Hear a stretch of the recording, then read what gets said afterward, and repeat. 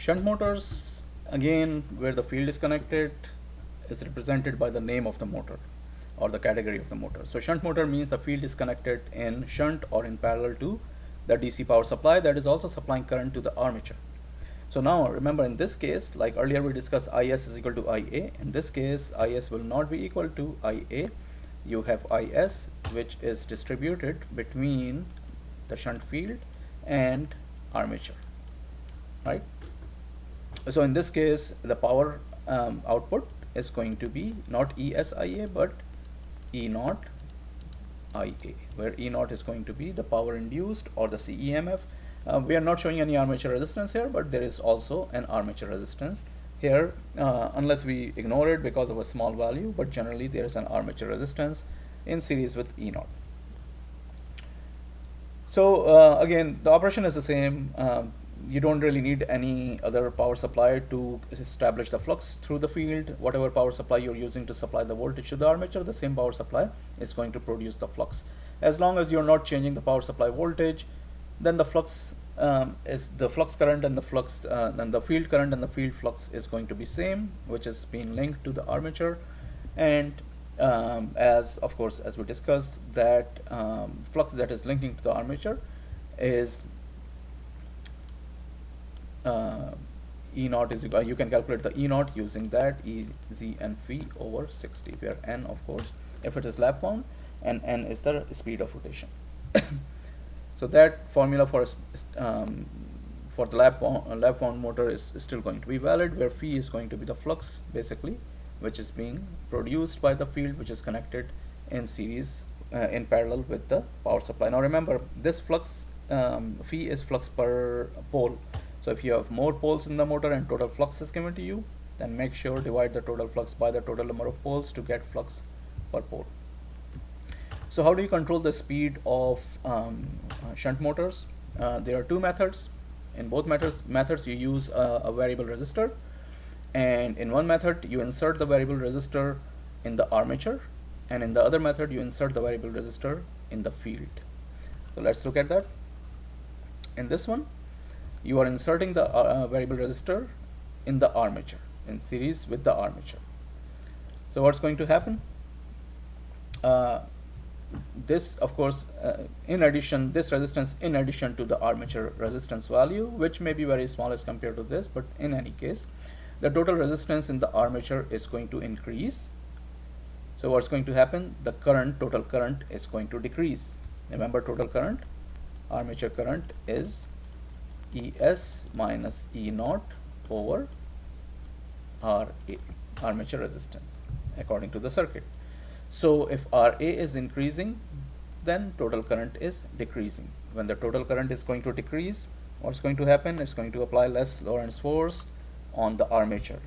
And what's going to happen when it will be less Lorentz force on the armature? The torque is going to go down and the speed of rotation is going to go down. So that's one of the methods to calculate, control the speed of rotation if you want to reduce the speed of rotation below a base speed. If there's a armature resistance that you're using as a base resistor, so anytime you change the value of that base resistor above the base resistance, then the speed is going to go down.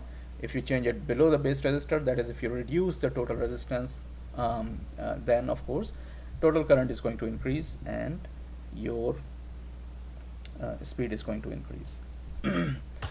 Now, of course, when you have heavy load connected, which requires a lot of current in the armature, and if you have this resistance, when heavy current is passing through this resistance, there will be a lot of heat that will dissipate for the heavy load if you're using this method to control the speed of motor armature.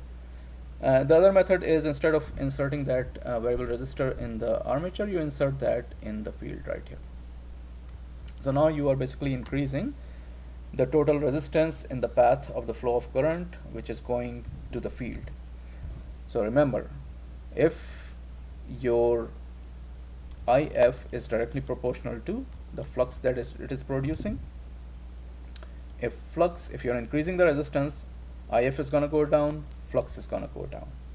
And when flux goes down, remember we discussed that flux is inversely proportional to the speed of rotation. That means when you reduce the value of flux, the speed is going to increase as long as ES and E0 are close to each other. So if you have a base resistor, RF, and if you are increasing the value of base resistor, that is decreasing the value of field current, your motor will speed up. If you are decreasing the value of base resistor, that is now you are letting more current go in the field, then flux is going to increase and motor is going to slow down. The speed is going to slow down. So that's the effect of controlling the motor through the field resistance. Now there's a condition called runaway condition. What is runaway condition? Let's say you keep decreasing the flux in the field. What's going to happen? The motor speed will keep on increasing, and that decrease of flux can be due to any reason. Mostly it is due to the electrical failure, that the flux, the field is not getting enough current to establish the flux, let's say. So what's going to happen? Your speed will keep on increasing above the base speed, and if the flux becomes too weak, the speed is just going to become too large that it can destabilize the motor. It can destabilize the mechanical boundaries of the motor, and motor can break.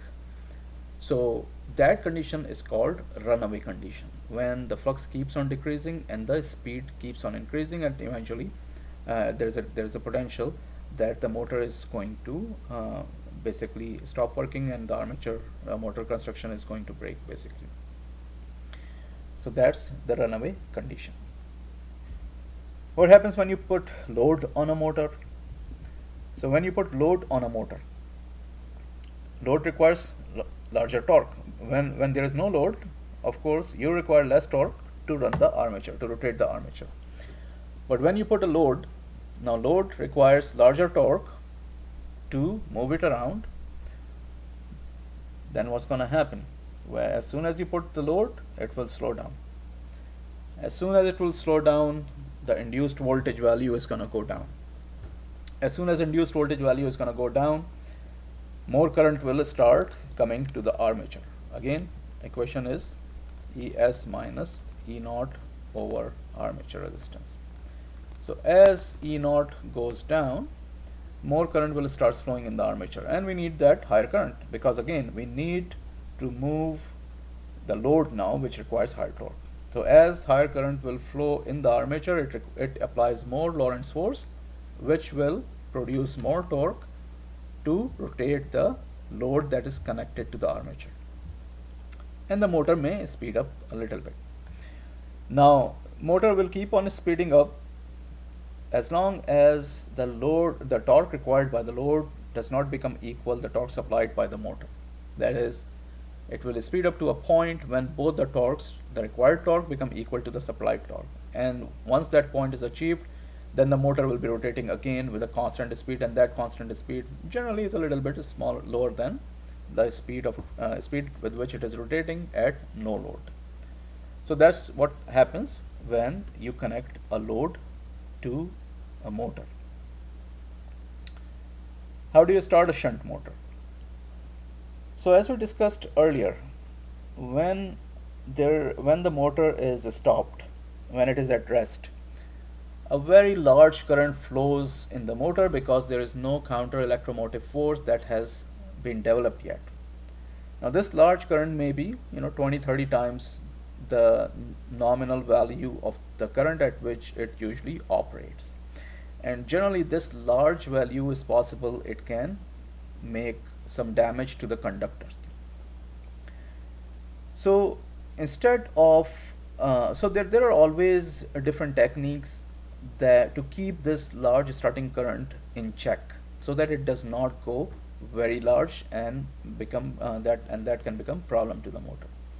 So one way to start a shunt motor is through a system called faceplate starters, and this is a manual system shown here, but it can be very well an automated system, can easily be made an automated system. So this is a faceplate starter. You have the DC supply connected over here, ES, and DC supply, there's a main switch to cut off the DC supply, and DC supply is going through this electromagnet and connected to this arm, a starter arm A, and this is the starter spring B, overload release, and then you have a series of different resistors. This series of different resistors basically apply larger, initially it applies less current to the path of the armature. So let me explain what's going to happen. So when the current, and let's look at the construction actually more deeply. So again, this is a network of resistor which is connected to the armature. So the current that will go to the armature will have to pass through this network of resistance connected in series, and then this is another electromagnet which is connected to the field electromagnet. Alright, so how does it operate? The way it operates is, when you have to start the motor, of course, you connect the power supply. When you connect the power supply, this overload release, this magnet is going to get basically energy, and when it will get energy, it will connect to this plate which you see over here, and then this plate is going to be connected to this magnet right here. So initially the field current is going to establish by ES without any problem. Now or in general, you have the brass arc over here. Basically when this arc is connected over here, this brass arc of course has the minimum resistance, which is gonna go through this coil which is connected to the field. So whichever way you want to look at it. So the point is, as soon as you connect the power supply, the field starts getting full current, but your armature is not gonna start getting full current. When you connect this at point 1, you have a larger resistance in the path of the armature. So it goes through resistor number 1, resistor number 2, 3, 4, 5. 5 resistors. So initially the current that is going to go in the armature is going to be checked with this series resistance network. So initial current is going to be smaller. This smaller initial current is going to start rotating it slowly, and a little bit of E0 is going to develop. So as it starts rotating it, starts accelerating it, and it will go to a constant velocity, and E0 has been established. Then what you do is you move this arm to position number 2. So effectively reducing the resistance in the path of current to the armature. So as soon as you reduce the resistance value, the current is naturally going to increase. So when current will going to increase, but remember now E0 has been established, right? So current is going to increase, but it is not going to be as large again as it would be if we would have have this connected this arm to position number 2 right at the beginning when E0 was not established. Now E0 has been established. So again, current will increase, it will start rotating at a faster rate, E0 is going to change, and then once it will come to a constant steady state value, again you connect it to 3. Again, current is going to increase, it's going to start faster. So likewise, we will go all the way up to point number 6, at which time there is no resistance in the path of the current. But again, remember, E0 has been established long time ago. So now there is no potential danger of having an extremely large starting current that can damage the motor. Now anything happens to the power supply, anything happens, what's going to happen, that this holding coil is going to be de-energized. So once it is at point number 6, it is going to be stuck to this holding coil, basically like a magnet. It's acting as a magnet, of course, electromagnet, and this starting arm is going to be stuck over here. So as soon as some disruption happens, let's say in the current, in the DC supply. What's going to happen? Two things are going to happen. This coil is going to be de-energized, so the arm is just going to move back to its starting position, and also this coil overload release is going to de-energize as well, and basically when this arm is going to go all the way here, it's going to pull this arm over here, and your shunt field supply is going to be disconnected, as well as your armature current supply is going to be disconnected. And why we are doing that? We are doing that because, again, for some reason, if let's say the supply get distracted or distorted somehow, and the current is low, then we don't want, first of all, that the armature will speed up because the shunt field is going to become weaker. We don't want that, and we don't want this arm to always be here, because if we reconnect it and if there is no E0 at that time, then again the armature current is going to be extremely large. So we have to release this arm to the off position.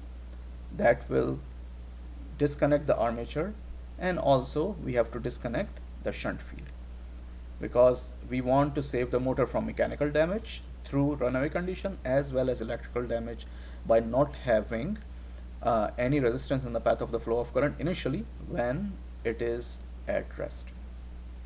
So this is the faceplate starter. It can easily be made motorized or autonomous, just by measuring the value of current and speed and changing the value of the resistance which is offered in the path of the flow of current.